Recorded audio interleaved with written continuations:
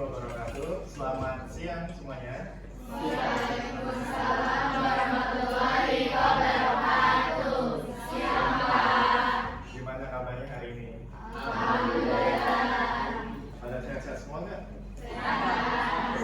Ada yang izin sakit atau izin yang lain? Ada. Siapa aja? Oke, Pak. Sama. Jadi sebelum kita memulai pelajaran, kita alangkah baiknya kita mulai dengan berdoa. Silakan untuk Pak Fi dipimpin.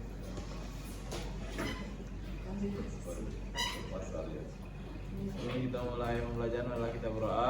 Berdoa dimulai.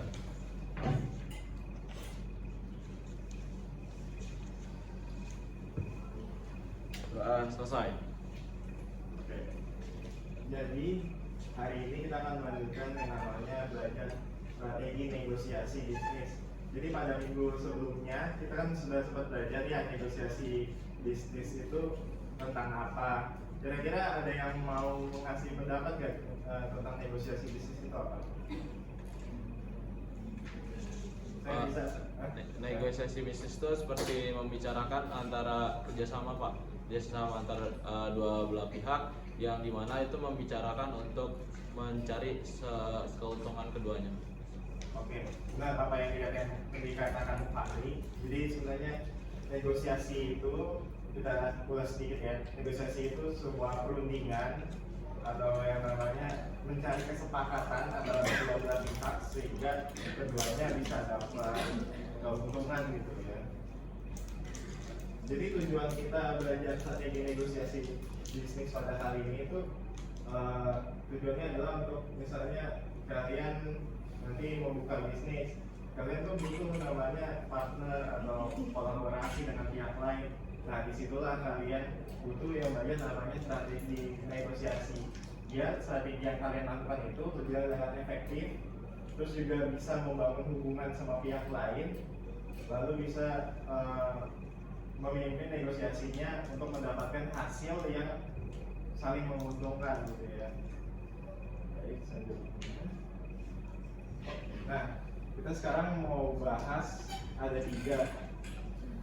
Yang pertama itu strategi namanya win-win strategi, terus win-loss strategi dan loss-loss strategi. Nah, ini ada yang pertama namanya strategi win-win. Sesuai namanya win-win, berarti kedua pihaknya itu sama-sama menang dan diuntungkan. Jadi karakteristik dari strategi win-win ini yang pertama ada kolaborasi.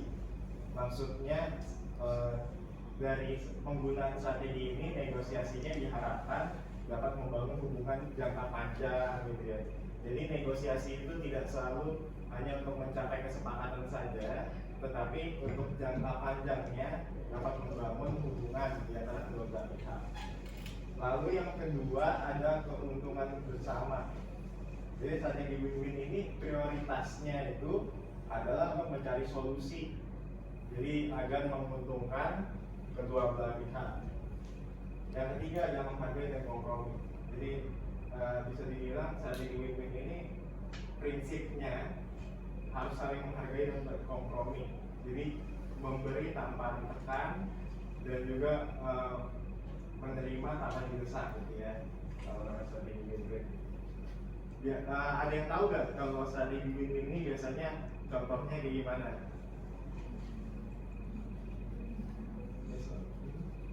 Kalau misalkan kita di pasar lalu kita ibu seorang ibu yang beli restoran itu kan biasanya suka tawar-menawar ya Pak. Iya. Nah itu juga pastinya penjualnya juga memikirkan dulu dari harga di tersebut.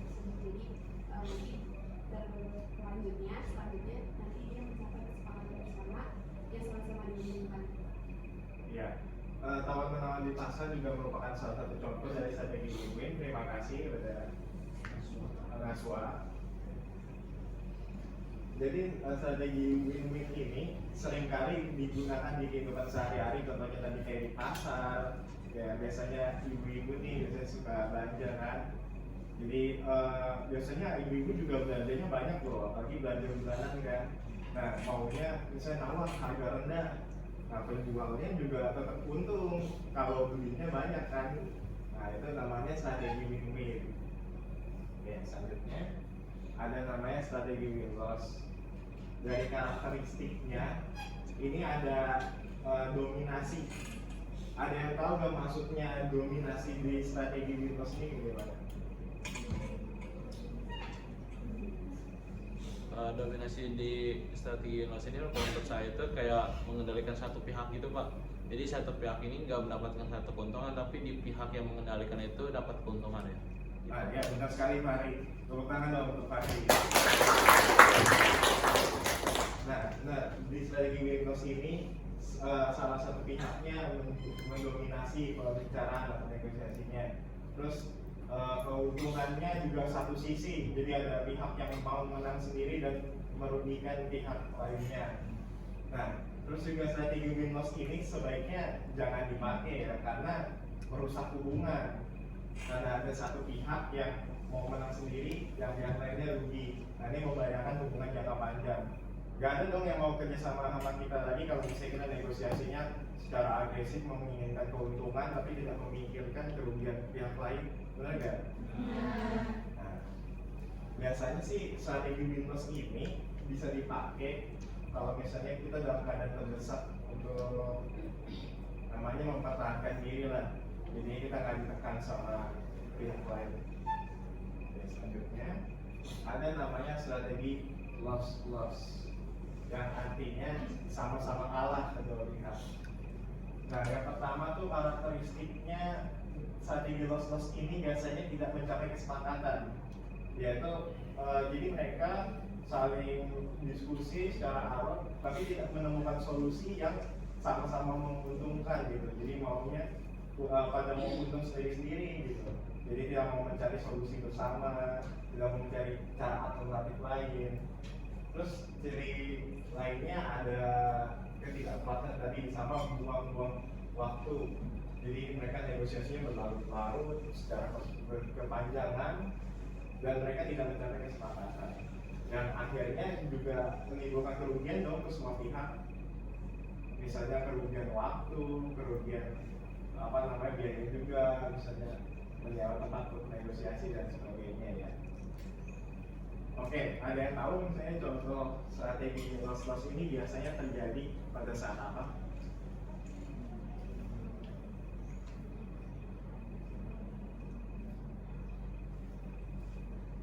Oke, kalau nggak ada yang tahu, saya coba jelasin ya. Kalau strategi loss-loss ini terjadi biasanya kalau misalnya ada perusahaan yang bersaing di target pasar yang sama. Mereka ingin meluncurkan produk baru yang kira-kira serupa di waktu yang bersamaan. Mereka rebutan ini lah, pasarnya, ya konsumennya. Nah, mereka negosiasi, keduanya pengen wilayahnya yang secara geografis membutuhkan produk mereka. Jadi kayak si perusahaan pengennya misalnya di Jakarta. Perusahaan B juga maunya di Jakarta, nggak ada yang mau di luar daerah karena di Jakarta paling ramai gitu pasarnya. Nah, karena sama-sama ngotot, dia di target pasar yang sama, akhirnya nggak ada kesepakatan dan mereka juga nggak mencapai solusi bersama. Akhirnya ya mereka tidak sepakat, nggak berlangsung lagi gitu negosiasinya.